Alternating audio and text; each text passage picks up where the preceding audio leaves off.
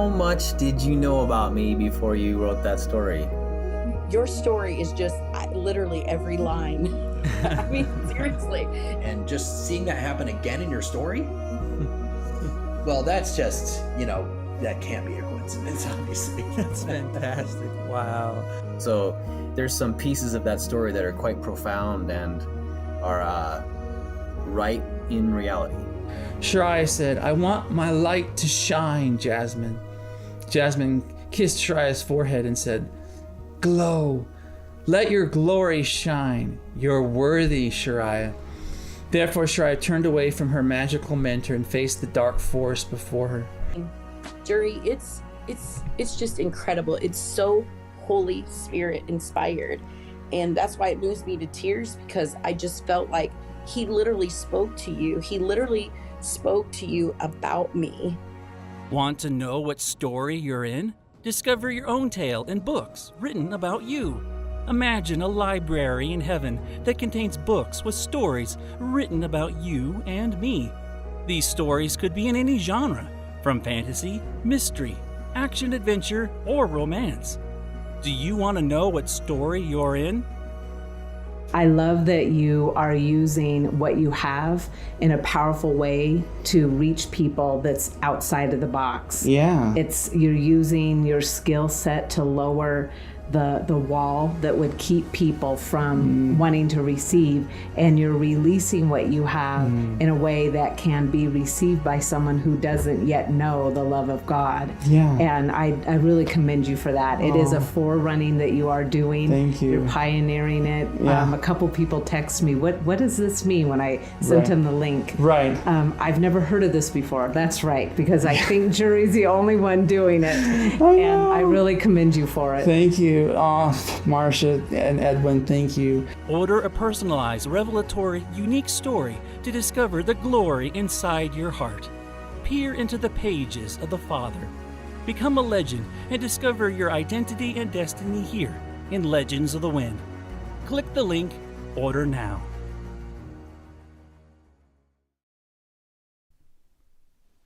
And hello and welcome to the Legends of the Wind podcast. I'm Jurri Schenck and this is Kylie Schenck. Welcome everybody. Thanks for joining us tonight. I'm so happy that Kylie came to us today. We originally had a friend of ours scheduled for a story, but unfortunately she became a little under the weather. And so today we actually have a different situation. So today we're going to... I'm the backup. You're the backup, right? Basically. Yeah. So we are Legends of the Wind, and here we write prophetic stories and create prophetic art, and we help people have a revelation in their identity and destiny. And today's show is going to be about a little preview of my book, a new book. Since December, I've been writing a new book that explains how I do what I do and how this show works from a biblical point of view. And a child's point of view. That's part of it, yes. And and so the book is titled How to Find Treasure in Your Story, A Guide to Prophetic Parables. And I start off the book not with a bunch of academic, educational stuff, but with a story. And this story is written from a child's point of view, and it's a lot of fun. It's very heartfelt and touching. And it has a lot of combinations. Yeah. In the beginning, it starts with Once Upon a Time. Yeah, but in a completely new way. So I'm excited about this, and I want to share it with you tonight. Now, tonight's story is a bit longer than other stories for other previous episodes. Twice as long. Pretty much. And so I really want you to sit back, get a cup of coffee or hot cocoa or tea, and enjoy yourself and let your imagination go to an amazing place in this story. Now, just so you remember how we understand prophetic stories is that they're meant to be understood symbolically, not literally. There you go. And sometimes probably Kylie will finish my sentences too. And sometimes there are some things that look like they're literal and some things that are symbolic. So you need to look up for the literal too. Yes, right. So thank you very much, Kylie, for being part of this. And then, of course, afterward, we'll get to learn and unpack this story together. So while we want you in the chat to be a part of it as well, so please add your comments and your questions. Let us be involved together. And we have Jen Wheeler who says hello, and Alisha is there. And if you haven't done so already, and please hit the subscribe button and the like button and hit the bell for notifications so that we can give you more shows. Thanks so much. And guess what time it is, Kylie? Story time, or 8:05. Oh my gosh, that's funny. So the story is titled A Story to Tell. Once upon a time, in a kingdom that is as close to you as the air you breathe, there was a young girl named Sophie who was a uniquely gifted artist who could paint, draw, and write stories. Sophie worked all week after school in her spare time creating a fantastic painting of a dragon that flew through the clouds. She also wrote a short story that told how the dragon went all over the land looking for hidden treasure. Sophie was full of passion as she created these pieces of art. Not only that, Sophie wanted to enter these companion pieces into the national art competition. She hoped that her designs and storytelling were winners, but she wasn't so sure. As she made her creations, Sophie remembered her grandpa, who passed away 2 years ago. He always encouraged her creativity and was such an inspiration. Friday was the deadline for her 3rd grade art class, and Sophie rolled up her painting and story in a cardboard tube. She was very nervous about showing her art to her teacher, Mr. Smith. Sophie arrived at the classroom early, and all the students were there, except Mr. Smith, who was running late. As she entered the classroom, all the students gathered around Billy and his artwork. They were in awe of all of his creations. "Isn't it great, guys? I'm going to win the national competition," said Billy, boasting about his designs. Sophie walked up and saw Billy's large sheet of paper with a huge robot picture on it. The pose of the robot was perfect, where it held up a severed metal snake's head in his hand in victory. Billy's shading and coloring were also perfect. Billy saw Sophie in the small crowd and pointed at her. "Hey, Sophie, what did you do for the competition?" All of the students turned their attention to Sophie, who shrunk away as everyone looked at her. She pulled out her painting from the tube and laid it out on the table. Billy looked at it and burst into laughter. "That's a terrible dragon. Just look at it. It's a mess. Besides, you're just a girl. Girls don't like dragons. Only boys like dragons." The other students saw Sophie's painting and laughed too. One of the boys said, "I like Billy's robot." Everyone else agreed and turned back their attention to Billy. Sophie felt humiliated, so she took her painting and rolled it back up. She sat at her art table and sulked. Mr. Smith arrived and saw Billy's robot drawing and asked if anyone else had something to present. All the other students looked at each other and their own artwork. No one felt confident to share. One of the girls said, "Billy wins, Mr. Smith." Mr. Smith then declared, "All right, it looks like Billy has won by default. No one else wants to compete? Well, Billy, your design is absolutely amazing. I can't believe you drew the victory pose so well. I'm impressed." "Okay, class is over. See you next week on Monday." Sophie went home on the bus feeling sad. She thought, "I wish I'd never created any art. I totally suck." That night, she didn't have any appetite for dinner and picked at her food with a fork. Both Sophie's mom and dad saw she wasn't well and wondered what happened. In her bedroom, Sophie pulled out her dragon painting, and in a fury and tears, she tore it into pieces and threw all the parts into the trash. She also took her short story about her dragon, who flew all over the land looking for hidden treasure. She wadded it up and threw it into the bin. Sophie cried her eyes out on the pillow on the bed. Dad knocked on the bedroom door and said, "Hey, kiddo, are you okay?" Can we do story time or something? What's wrong? Dad sat down next to Sophie on the bed. Sophie leaned her head on her dad's shoulder, and he comforted her. Sophie told Dad everything that happened and how heartbroken she felt.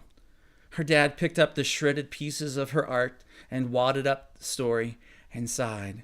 I'm so sorry to hear this, Sophie. Sounds like Billy is a bully, said Dad. Dad, am I a great artist? I couldn't believe Billy made such a cool design. He's so much better than me.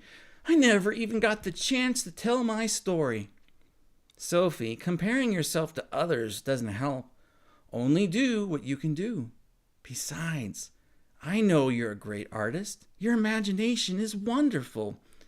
Billy made fun of me because I'm a girl and I love dragons, said Sophie. I think girls loving dragons is perfect. There's nothing to be ashamed of. Is my imagination bad then, Dad? Sophie's dad thought for a moment and then held her close to his chest, cradling her. He replied, You can use the imagination for both good and evil. Only the artist chooses from what heart to flow from. You are a good artist with a good heart. Does that make sense? Sophie nodded her head and said, I only want to help people with what I create. I love it when their eyes open up and their hearts come alive, when they see my dragons and read my stories. See my designs and read my stories. Mm-hmm. Dad hugged Sophie and said, Keep going, Sophie. You have more stories to tell. Sophie looked down sadly, remembering, and said, Dad, Grandpa always said that to me before he died. Will I ever see him again? Of course you will. But he's dead, right? I miss him so much. A sparkle came into Dad's eyes. Are there dead people in heaven, Sophie? Sophie thought for a moment and replied, There's nothing dead in heaven. Only life can be there, right? I guess Grandpa's alive then. He's just in heaven. These words comforted Sophie, and she finally smiled. Yeah, I wonder what heaven is like. Dad sat Sophie up and stood to his feet. His little 8-year-old daughter crawled under the comforter and laid her head down on the pillow. Dad tucked her in the bed and kissed her on the forehead. Heaven is a wonderful place. In fact, it is as close to you as the air you breathe. That must mean it's right in front of my face, said Sophie with wonder. Dad stood in the doorway smiling and said, You can go there any time, at any place. You don't have to wait for it. Good night, Sophie. Night, Dad. Sophie closed her eyes and smiled. She fell asleep and breathed slowly. Sophie dreamed, and she stood in a field of wildflowers of many colors. She looked out and saw off in the distance many mountains with green grass, forests, and rocks that had built their structure. Sophie was overwhelmed by all she saw. In fact, Sophie could smell the flowers as if they were rich in perfume. The light was glorious as the sun shined down among the puffy white clouds. Sophie turned around as she looked, and about 10 feet away was a glowing white man dressed in white. He shined like the sun. The man in white had wings made of delicately thin crystal, and he walked towards Sophie. As he moved, the sunlight shimmered of rainbow colors in the crystal wings. Sophie was in shock as he saw this angel come to her. Sophie, you have many questions, don't you? Asked the angel. My name is Gabe. The great king has sent me to you. Where am I? Asked Sophie. You are in a thin place, a realm where heaven and earth come together. I am here to take you higher. Would you like to go see some amazing things? Asked Gabe. Oh my, yes, where can we go? Said Sophie. Let's go to the library of heaven. Gabe took Sophie's hand, and together they lifted up off the ground. Sophie gasped in delight and cried out, We can fly! Gabe and Sophie flew into the air and went higher and higher. The ground below below them as they shot up through the clouds. They zipped around, taking various twists and turns. Sophie squealed in delight as they leveled off, dipped down, and flew parallel to the ground plane. Next, they flew up to a large mountain range and came over the peaks in different curves and turns.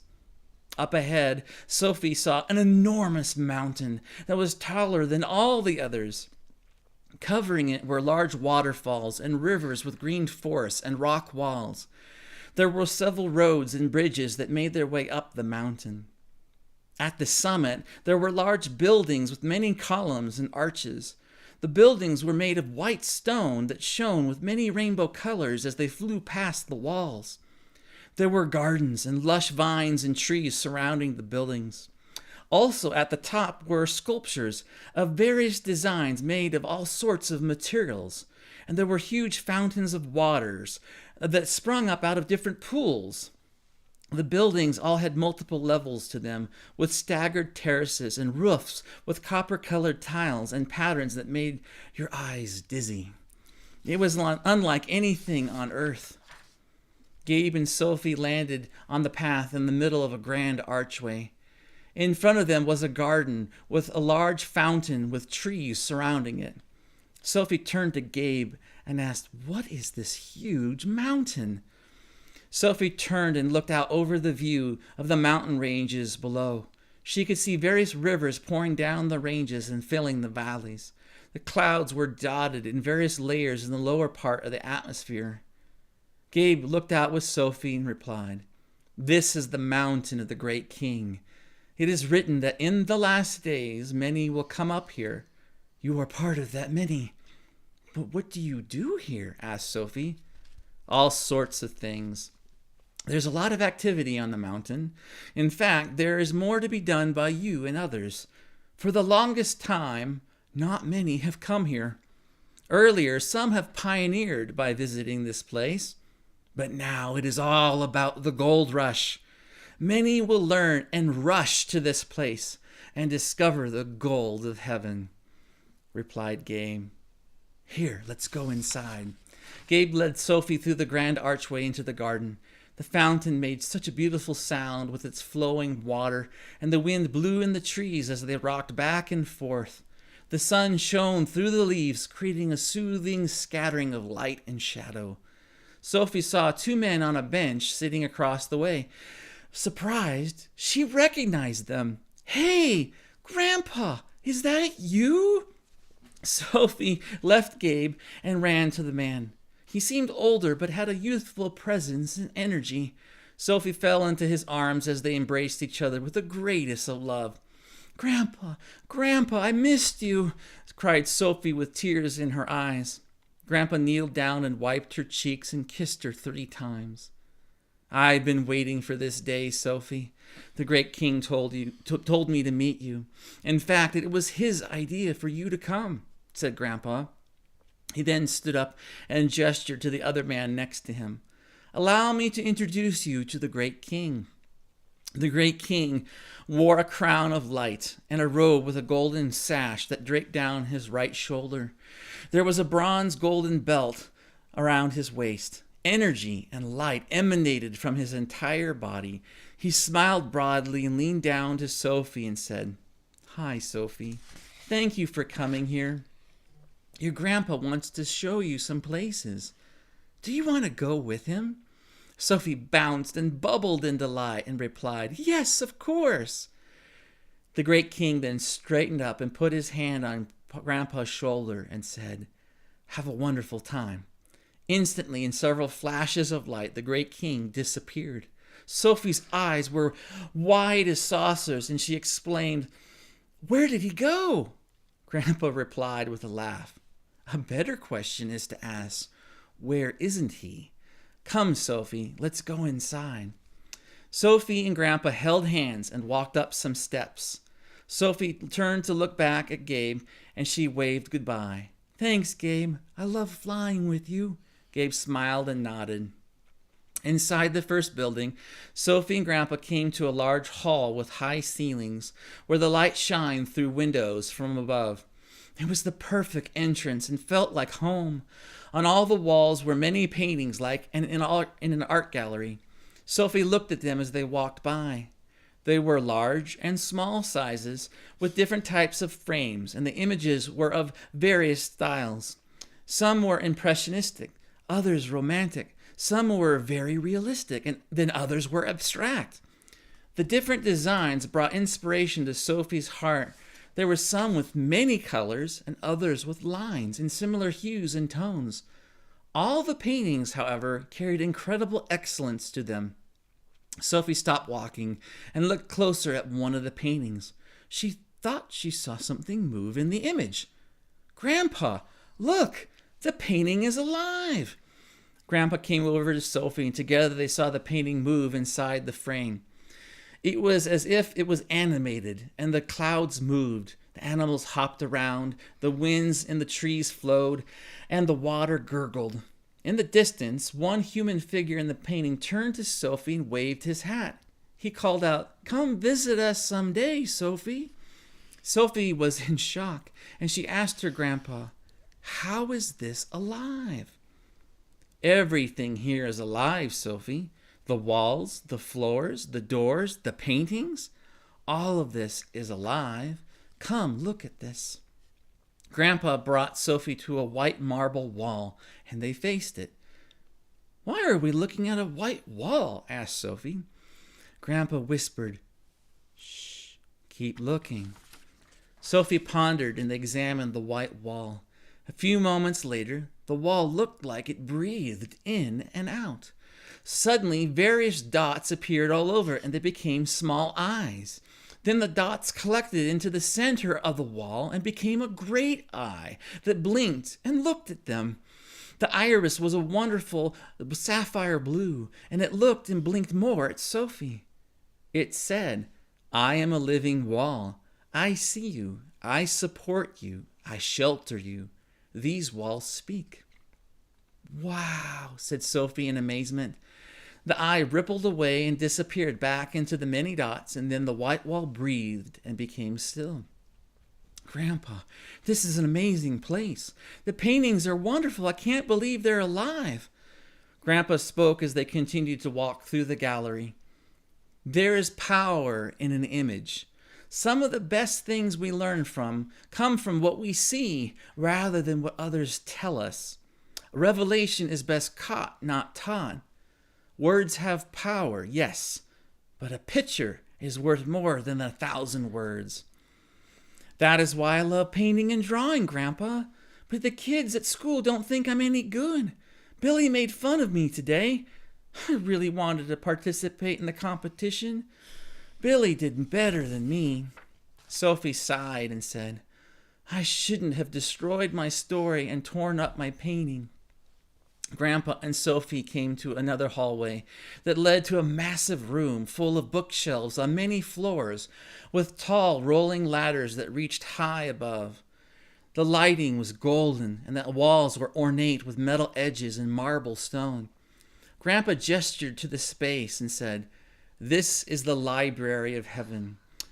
All of these books contain stories of all creatures ever created. They can be in any genre, from fantasy, romance, science fiction, thrillers, or mysteries, or more. The stories are limitless. In these books, you can find out about people's identities and destinies. You can learn about their past, present, and future. Remember, Sophie, these stories are symbolic in their form. Don't take them literally. In these stories are hidden treasures waiting for you to discover them. When you see the treasures, your eyes will open up with great light, and you will find amazing revelation. All your answers are here." Sophie was quite excited as she looked at the various shelves and their titles. As she went through the bookcases, she saw their organization. "All I see are books about the people I know or the things I'm interested in. Wow, I can learn about anyone here." Heaven is all about relationships and desire. The books that appear to you are about the people who are in your life, and desire is essential here. You have many interests, yes, But in any great story, the main character has to desire something great and face greater difficulties so they can overcome them. No one enjoys a passive hero who is no hero at all. A great main character should have all the odds stacked against him. And in that desire, he or she finds a way to rise up and achieve their goals. They can finish their story, said Grandpa. Sophie ran her fingers through the shelves, looking at the names of the people. Suddenly, Sophie stopped in her tracks and gulped, holding her breath. What is it, Sophie? Something wrong? Asked Grandpa. Billy's book is here. Oh no, there's a book about him too? Asked Sophie. Grandpa nodded in silence.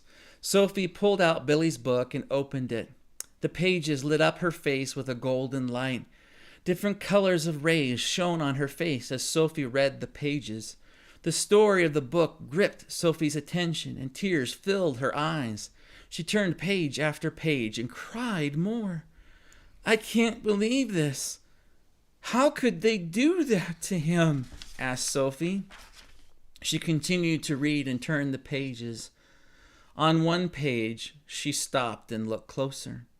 She nodded her head in silence, sniffed her nose, and wiped the tears from her eyes. I know what to do, said Sophie. That is what I was waiting for you to say, said Grandpa. Come here, Sophie. I have something for you. Sophie put back Billy's book on the shelf and stepped up to Grandpa. From behind his back, he pulled out a glowing object. It was a combination of a paintbrush and a pen. On one end, there were bristles, and on the other end was a fountain pen tip. He handed the instrument to Sophie. With this, you can be an amazing artist and storyteller. You can draw, paint, and write anything you see here in the library of heaven. You have eyes that see and ears that hear. With those, you can do anything. You can bring heaven to earth and do it through the stories you tell and the paintings you paint. You will open the eyes of many and grip their emotions with passionate stories that will heal many hearts through your craft. You still have stories to tell. Sophie took the creative instrument and looked it over. In the wooden shaft was a gold embossment in the shape of her name. It has my signature on it, smiled Sophie. Yes, all that you create will have your style and touch in it. You are co-creating with heaven, said Grandpa. Do with what is in your heart, Sophie. Permission granted. Sophie kissed her grandpa on the cheek and gave him the biggest hug. She asked, Will I ever see you again? Can I come here another time? Wherever you go in heaven, you can return to. Whomever you meet, you can always meet them again. You have options here. The answers are limitless. I can't wait to see what you create. Sophie embraced him again and said, Thank you, Grandpa. All of a sudden, Sophie woke up in her bed, and the morning sun shone through the window of her bedroom. She gasped and sat up looking around. Grandpa? She got out of bed and saw her desk with all of her art supplies and papers strewn across. She got an idea in her mind and sat down at the chair, grabbed a pencil and paper, and started to create away. All that morning, in the solace of her bedroom, Sophie madly drew, painted, sketched, colored, and wrote in her journal. Joy filled her heart with such energy. There was something new that entered her spirit and soul, and its expression poured out onto the papers. After hours of work that seemed like seconds, Sophie completed her designs and writing. They were ready for display. Monday came, and Sophie arrived at school on the bus with her artwork tube in hand. Her face beamed with delight as she entered the art classroom. There was no one there, but through the window of the computer lab next door, Sophie could see Billy at a computer with a large format printer. On the screen was an artificial intelligence app that displayed one of the robots that Billy presented last week. The large format printer just finished printing a sketch outline of the robot. Billy was coloring away the shades in the lines.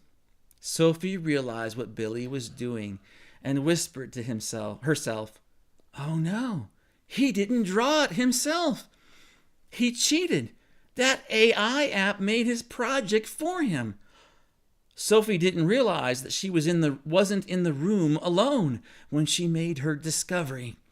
Mr. Smith stood behind her and saw Billy's activity as well. His words startled her as she gasped. "It looks like we know where Billy's true talent comes from," said Mr. Smith in a grumbled voice. Mr. Smith opened the door to the computer room as Sophie followed. "Billy, what are you doing in here?" asked Mr. Smith. Billy spun around in shock and stammered, I was just doing some homework, Mr. Smith." Just then the rest of the art class students arrived and saw the commotion in the computer room. They all piled in to watch Mr. Smith, Billy, and Sophie. The art teacher pointed to the computer screen with the robot on it and asked, "Is that the same robot design you showed me last Friday? Did you use an AI app to create it?" Then the teacher went to the large format printer and pulled out some other pages with outline drawings on them of different poses. Sweat appeared on Billy's face as it turned bright red. "I'm sorry, Mr. Smith. I used the AI app to make the drawings. The designs aren't really mine." All the students gasped in surprise to hear Billy's words. Sophie looked back and forth between Billy and the students. Mr. Smith simmered with anger and turned to Billy, holding up one of the pages. He said, "You are disqualified from the National Art Contest. We all thought you were a great artist, but in fact, you lied about it. I want you to march down to the principal's office right now." Billy sulked and set down his coloring pencils and grabbed his backpack. But Sophie shook her head and raised her hand. "Mr. Smith, before Billy goes, I want to show you all something. I have a gift for Billy," said Sophie. "Hold on, Billy," said Mr. Smith as he held out his hand to stop him. Sophie took a deep breath, and all the students, Mr. Smith and Billy, gave her their full attention. Sophie pulled out her painting from the tube and showed off the image. The painting was large and showed Sophie riding a green dragon that swooped down and held a large broken robot in its clutches while blowing fire out of its mouth. On the ground was a little boy that resembled Billy, who hid behind a large rock with a terrified expression. All the students were amazed looking at the painting. They said, "That's so cool! Look at it! I love the colors! It feels like you're right there! Wow!"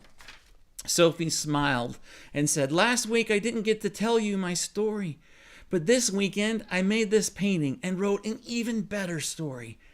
Can I tell it to you, Billy?" All the students looked at Billy, who nodded his head, not knowing what to expect. Mr. Smith said, "Let's hear it. Your painting is incredible." Sophie opened her journal and read the following. "Once upon a time in a kingdom that is as close to you as the air you breathe, there was a little boy named Billy. His mom and dad always yelled at him because they didn't know how to love him. All the time, Billy played by himself at home because no one knew he needed a friend. This loneliness made him sad inside and angry too. The only thing that made him happy was drawing and reading books. But when he was at school, he pushed kids around in the playground and acted powerful because inside his heart, he felt small. Some of the boys liked him and would follow him around, acting out and getting into mischief. This made Billy think they loved him because of his power.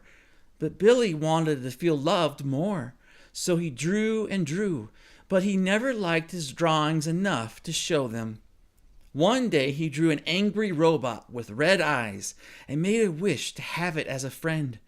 The drawing suddenly came alive and turned into an actual huge metal robot that screamed really loud. This creation scared Billy and he ran away from it. The robot's red eyes grew super bright and hot. It breathed smoke and chased Billy all over the countryside. But Sophie arrived riding her green dragon and flew all over the land looking for hidden treasure. Sophie saw the large metal robot running after Billy and swooped down to save him. The dragon's clutches grabbed the metal robot and tore it into pieces. Billy saw Sophie and her green dragon and her great green dragon and thanked her for saving his life. Billy and the students all had tears in their eyes. The story completely shocked them. Mr. Smith was dumbstruck and then said, "Sophie, your story is amazing. How did you write this?" "I just used my imagination. I also saw Billy's heart when I wrote the story." Billy stepped closer to Sophie with a humble posture and said, "Thank you. I'm sorry for making fun of you last week. I must have really hurt you." Sophie had tears come to her eyes and she smiled. "Thank you, Billy. I forgive you." He asked, "How did you know all those things about me? How did you know I'm lonely and don't have any real friends?" "I had a dream where you were on my heart," replied Sophie. Billy turned to Mr. Smith and said, "Is it too late to submit to the National Art Contest? I think Sophie should go instead of me." All eyes turned to Mr. Smith, who processed the whole conversation. He then looked at Sophie and all the students and asked, "Hey kids, do you like Sophie's artwork? Should we send her to the competition?" All the students cheered for joy, crying, "Yeah! Sophie! Sophie! Sophie!" They gathered around her, smiled, patted her on the back, and loved on her. Sophie's face beamed with delight.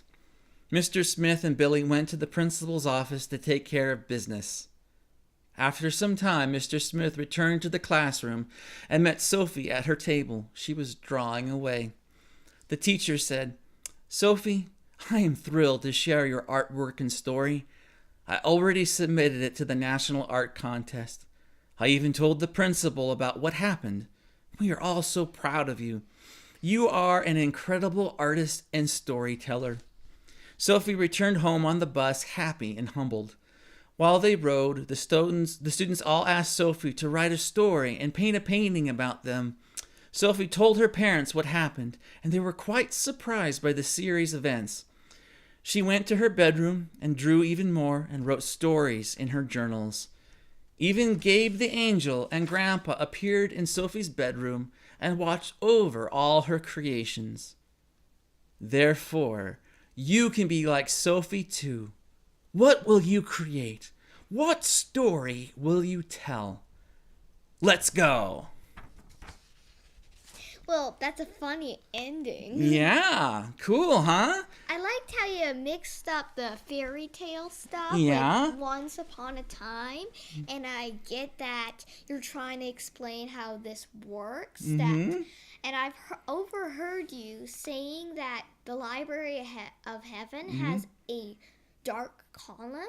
Not many people are in there because everybody's like, I want to do this because somebody cool is doing it. But then we can go over to the cool part, and Billy's pretending to be all cool and powerful, but he's really just hurt and angry. Yeah. And he's turning that anger on everybody there. Yeah, very good. Now, for everybody watching, Kylie, did you ever hear this story earlier than this? No. So this is brand new to you, right? But you did give me one spoiler that you're going to start with Once Upon a Time, and then there was this crafting stuff. Yeah. And printer. Yeah, cool. Very good, very good. Well, guys, now that we're done reading the story, let's have a conversation. Anybody in the chat, please chime in, give your thoughts and comments, ask questions. We'd love to involve you as well. I hope that you enjoy this story. Let us know what you think. So, Kylie, what else do you think about today's story? I think I need to say thank you for Deanne's comment. What did Deanne say? She goes, "Hi, Jurri and Kylie. Kylie looks so pretty." Cool. And Mike Smith says hi, too. Thanks, guys. Hi, Deanne. Hi, Mike. Hi, everyone. Nice. Thank you. Wow. So let's talk about it. What do you think about Sophie? Well, she's being bullied by this Billy guy because, well, she feels sad and power struck by the other person. The other person is basically taking over that other feeling, and she's sad because she really wanted to show her artwork, and then everybody's like, they're too good. Billy's artwork's too good, so they're not submitting. Right. So Sophie doesn't like her piece of artwork, so she shreds it because she's angry and disappointed in herself. How did you feel when she tore up her stuff? I know she was gonna regret it. She gonna regret it? Were you upset or sad, or how did you feel? I felt, well, I knew that it was gonna turn out good. Oh, good. Okay, continue. Tell me what you're thinking. Well, when she went to the library, she had this whole understanding, and it was explaining that, like what we said in the beginning, that the stories are not meant to be explained literally. They are meant to be received symbolically. And why is that so important? Why is the symbolic the way to go? Well, for example, you're in a car and you're driving toward a dungeon. Okay. And you're freeing this person. What do you think this means? Well, I guess your car could represent your life or your job or whatever you're doing in life. And you're heading, you said, to a dungeon, right? So maybe your life's heading to something dark and you're going to get trapped. And what else?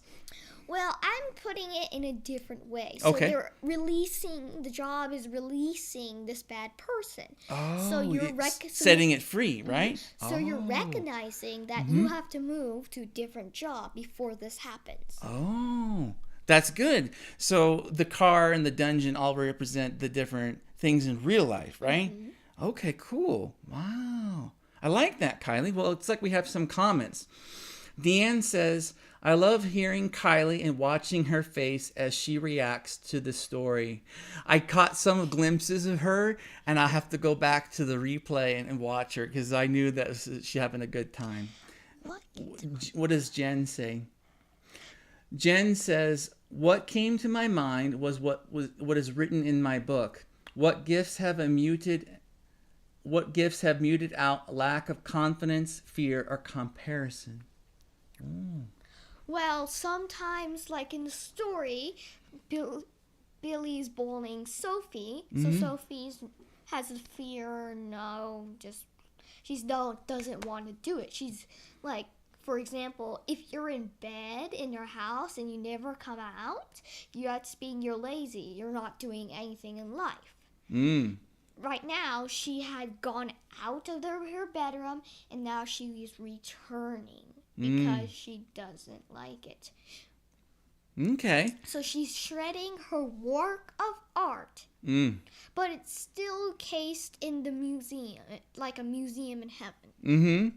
So talk about, Sophie meeting the angel and the great king and the grandpa and all the things that she encountered in the mountain. Talk about that. What do you think about all that? Well, I think that the Gabe was sent from the great king. Who do you think that great king is? Well, who do you think it is? Who do you think it is? Yeah. It's Jesus. Right. So what about the mountain? Talk about that. Well, each of you have your own mountain. And Wait. Each of us have our own mountain? Talk about that. What about people who've never heard that idea? Oh, okay. We each have our own mountain, our own territory, or our own place that we can do what we want there. Like example, somebody is a heavy poet person. Heavy poet person. Okay. Probably that person would maybe have a tree of poets. Oh. And then when you eat an apple or something, some poetry appears in front of you. Really? And a castle is kind of made out of paper, but still strong paper. Okay. And then there's all sorts of buildings, and maybe a talking. So a person that's a poet, a very long scroll of a poet, and it can talk. Okay. So it's going down its body, reading a part of its body. Wow. And so is that like how the person who's a poet creates? Wow. The person's, he or she's imagination is very flooding. Okay. What about the gallery of the paintings in the library? Talk about that. What do you think about all that? What's that all mean? It's alive. Well, alive meaning that it has feelings. Oh, okay. So the feelings are like the feelings, the wall that's alive is in a safe place, a comforting place where it's respected. So it's choosing to have its feelings there. Okay. And I think the eyes is kind of like a mouth. So this is the eye, and it's talking. Oh, that how you saw it? Okay. And then there are these millions of eyes on there. I think that's all from all over the museum and heaven. And they're all turning into this one big eye. Wow. Okay, very good. What about the books? What do you think about all those books in the library? Well, I think that, I myself am called a bookworm. Yeah, it's true. So there's this huge library, and how I was talking about the dark tunnel earlier. That's where the books that not many people like. So somebody cool like the bowling's just, yeah.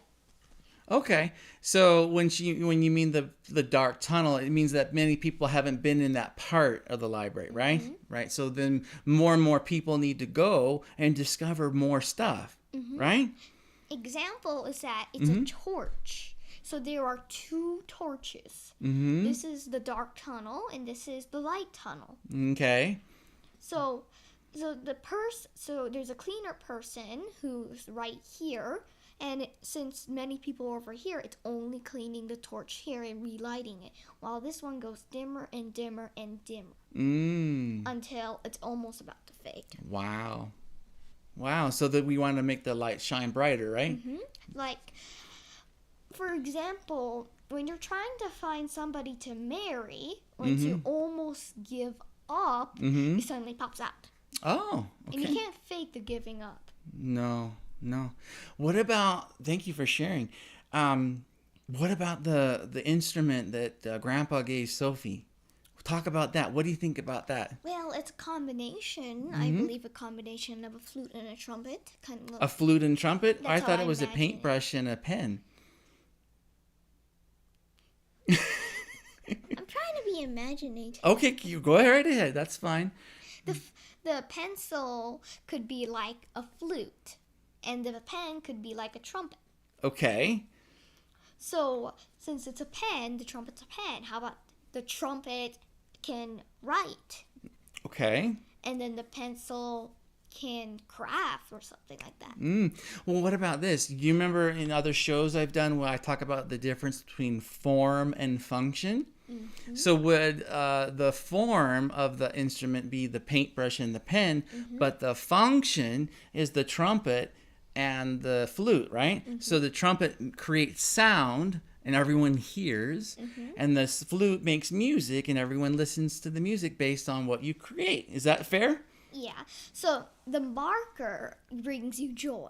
The pencil brings you joy. The flute brings you joy, and the trumpet brings you joy. Wow, I like that. That's beautiful. That's amazing. Thank you, Kylie. Well, we have some more comments. Jen said, wow, Kylie, so insightful. And Deanne said, Kylie is so smart. And Jen also says, I love how you said that heaven is always accessible, that we can access it at any time. Oh, yeah. You don't have to be dead to go there. Well, why? How does that work? Well, you have to be dead to be on heaven and not earth. But you don't have to be dead to be on earth and heaven. Right. Because who defeated death? Jesus. Yeah, and so does the Bible say something about this, like that we're already seated in heavenly places? And it says not to talk to the dead. Right, but if you talk to someone in heaven, are they dead? No. So it's okay, isn't it? Because the wall is alive. Yeah, The people everything's are alive. So guys, this is so cool. Kylie is a wonderful, intelligent, wise, brilliant, creative 8-year-old girl. And How do we tap into heaven? I'll get to that in a minute, Jen. And so the thing is, with Kylie's brilliance, she can understand this as a young girl. And what I've done here in this story was to create a teaching book out of this kind of creativity, where this story can be understood by young and old. And this will be the beginning part of my book. The title is How to Find Treasure in Your Story, A Guide to Prophetic Parables. And that book will be being released later on. And this is a preview of that kind of approach. So what we're doing is we're pioneering a whole nother realm of the prophetic by combining it with the arts, using storytelling and art. And Sophie represents that kind of person. And she's a wonderful 8-year-old girl, just like Kylie. And she has an amazing mind and ability to communicate heaven. And so we wanted to start the book out this way to make it more accessible and understood, because in a story that's visual and entertaining and emotional and that it gets your heart beating, that's the way we want to enter into the places of the imagination. And then later in the book, I lay out everything from an academic and a creative, but also from a biblical scriptural point of view on how all of this works. So I hope that you look forward to reading that book when we release it. Now, I was going to say something. What is it? But I forgot. You forgot? Okay. When you remember, let me know. So Jen says, how do we tap into heaven while on earth? It's a great question. It's a really good question.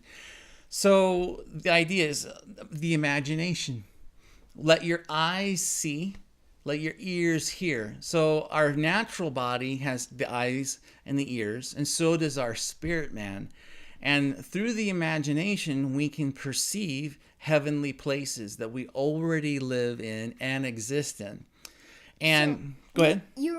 So there's like a mind space that you're Okay. in. You don't have to move your physical body to like a picture of heaven. You have to have your mind in the mind space go there. Sure. It's the realm of the imagination, a place of seeing, right? Cool. Gail said something. Okay. My grandma. And then I'll continue that, Jen. Deanne says, wow, I love how Kylie explains that everything is alive in heaven. Kylie is amazing, says Mike. Jen says, I'm excited for your new book. Thank you. Gail says, comparison of your artwork with anyone else's is never fruitful. We each see with our own eyesight. We make our own treasure. How wonderful. And Jen says, so good, Gail. Thank you, Gail and Jen. Now, how do you activate practically your spiritual imagination? One of the greatest ways is to journal your dreams and talk about your dreams on an everyday basis. So let's say you don't dream very much or you don't dream at all. What you need to do is you get a journal that is specifically for dreams, and a very good pencil for it, a good pen. If that pen is only supposed to be used for that specific purpose. The reason is you want to make a sacred space. You want to say, this is the place where I write down what is communicated to me from heaven. Like this is your house and only those you care about can come in. Sure. And so when you do that on a daily basis, let's say you remember part of a dream, write it down. Let's say there's a night you don't dream, write down, I did not dream. What you're doing is you're exercising a muscle and you're developing it over time.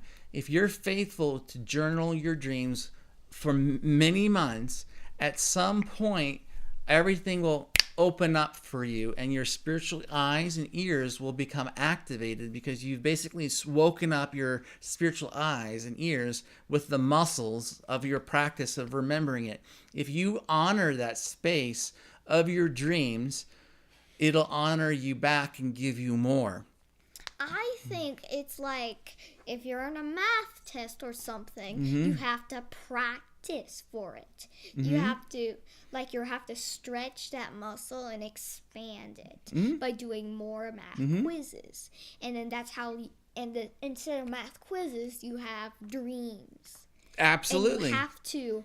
Now, if you think a dream is just your imagination, take a little bit of a further look by Yeah, go ahead.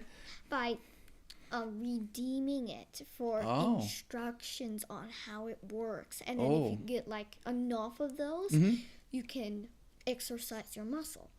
Brilliantly said. Wow, that's amazing. Thank you, Kylie. Good job. So when you have these dreams, remember, they're symbolic, not literal. The idea is to know what they mean in their function, not their form. What is the way the function of an object or a thing or an idea in the dream represents? And when you look at the dream that way, because it's a bunch of images and actions, then you can get and understand what heaven is communicating to you. So I recommend that you buy or go online and get a dream dictionary. There's also even a book on numbers. Numbers are very important too. Like this book's very good. That's kind of the green screen. Numbers that preach. And then, yes, thank you, Kylie. I was gonna use it. Yeah. So Kylie has a book here, a dream dictionary, right? Yeah, and it can help you understand what the meanings are. For example, let's go over to arrow. Okay, arrow. We want to look at arrow? Where is it? You see it? Next page. Right here. Okay. Arrow. Children. And arrow is a child. Okay. Go ahead. Children. Okay. PS 127. Okay, I'm going to skip that. Arrows of sorrow, grief, and poisoned pain that pierce swift, silent judgment. Okay. That's good. So arrows can be good things, negatively and positively. Like an arrow could be your child. Like Kylie is one of my arrows. And I thank God for her because the Bible talks about an arrow being like your child. And then, of course, arrow can represent something negative, something that harms you or hurts you. And if I'm wondering if you get shot by the child arrow, you get a baby. Well, that's an interesting way of looking at it. What if you had a dream and that was what happened? You never know, right? You might get a child. Yeah, cool. That's great. Okay. Jen says, I dream a lot. And it says, wow, thank you. That's a great analogy and a way of thinking of it. And then Jen says, you need your own channel. And then Deanne talks about a good example of stretching your imagination.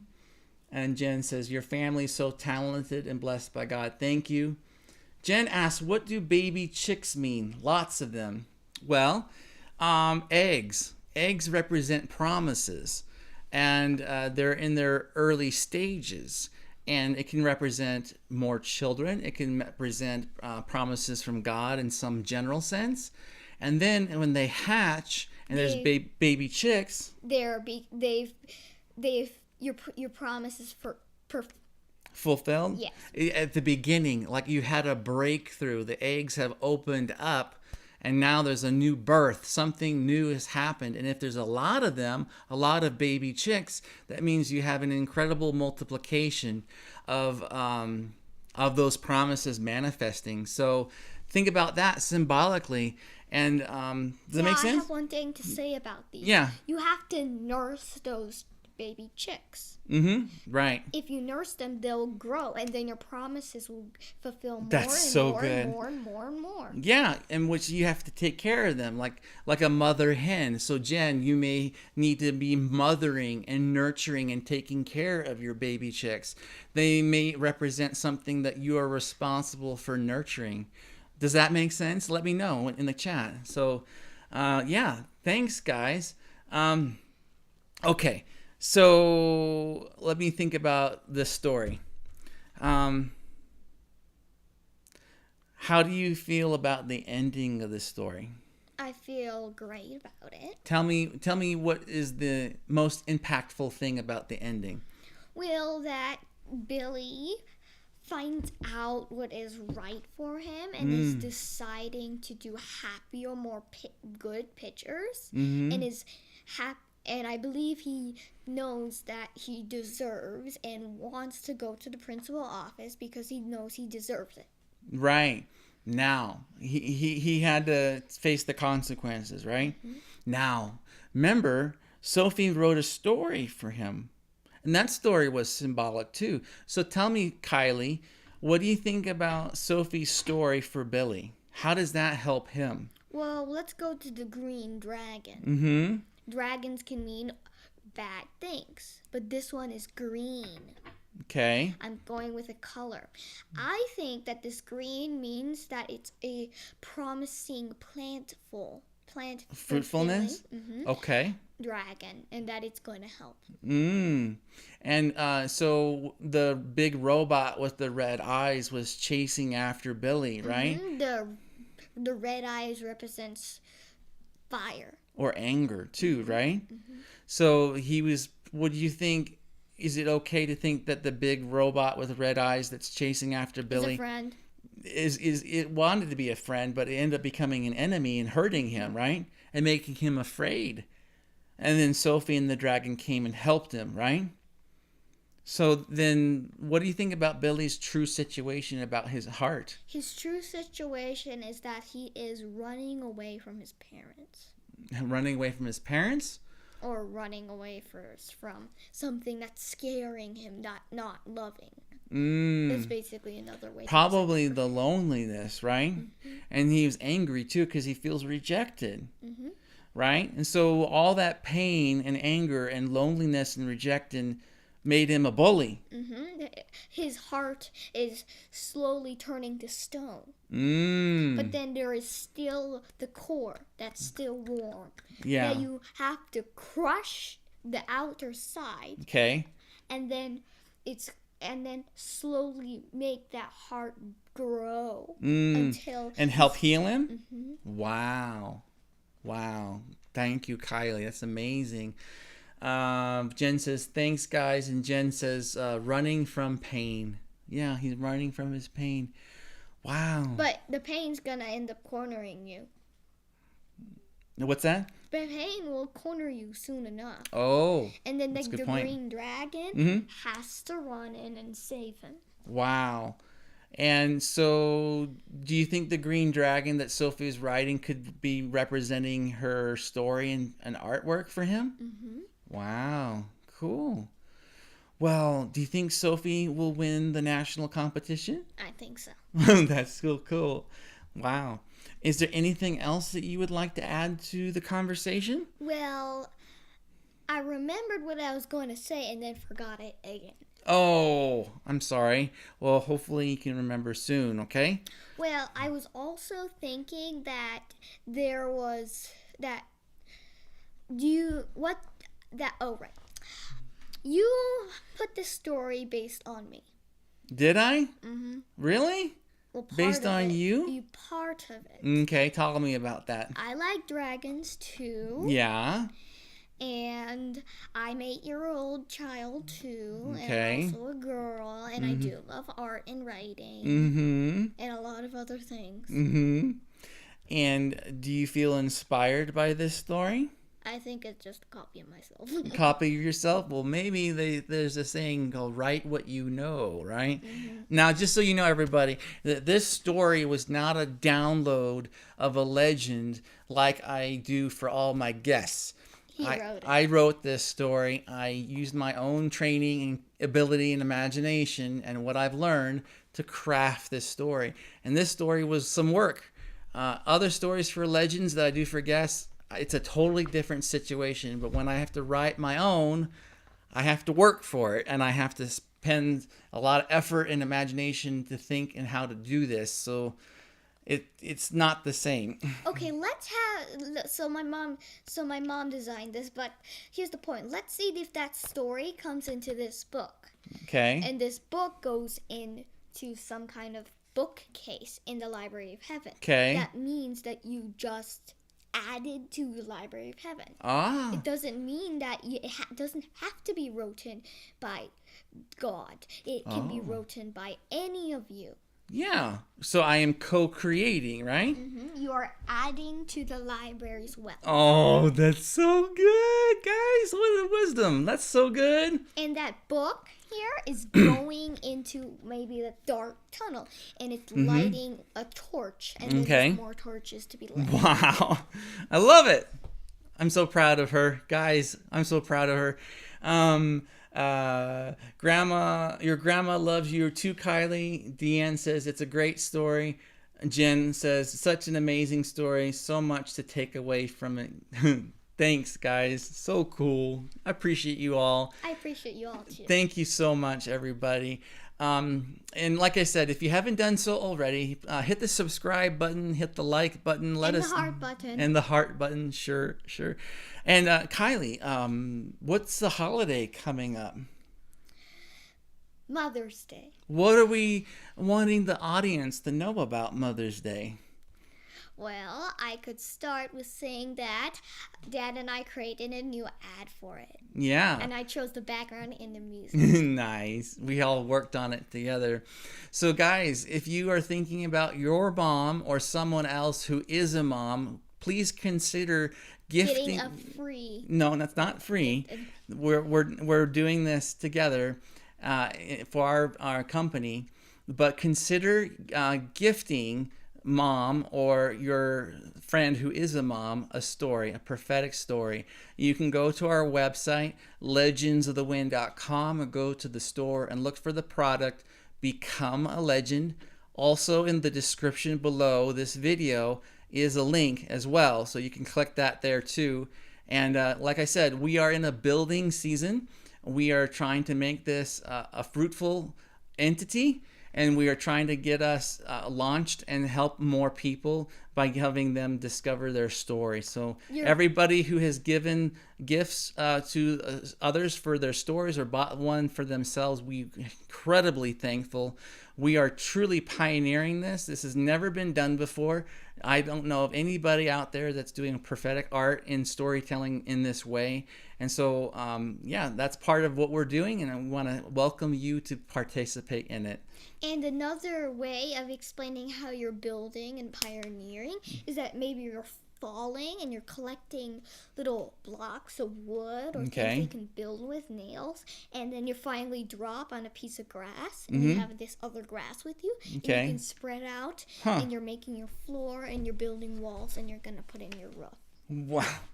That's great. Your roof is going to protect you from bad things such as rain or thunder, and then you're gonna have the gateway that you will let your journal, your home, that you will only let those you like come in. Yeah, it's and great. Then right now you're also building another building that is Legends of the Wind. Wow, it's amazing. And another for mommy. Yeah. And so the thing is, like, these stories, like what Kylie just said, is like a house or a building. And these stories can give you a sense of home and belonging and safety and structure in your life, and give you insight of your identity and destiny. Thank you, Kylie. That's great. Jen says, dang, her insight. How do you do that, Kylie? I know. You don't know. Well, everybody, I want to thank you so much for joining us tonight. Thank you for listening to this longer story and enjoying Kylie and I's conversation. Like I said, our book is coming out later on, and it will be released in the near future, hopefully. Our publisher is in the middle of going over it. And thank you so much for your support. Thank you for those who have ordered our stories and been on our show. Thank you for those who've purchased my book, Legends of the Wind, Volume 1. We just welcome you to participate more in our program. So thanks, Kylie. Goodbye. Have a good night. We'll see you soon. See ya. Thank you so much. Have a good night.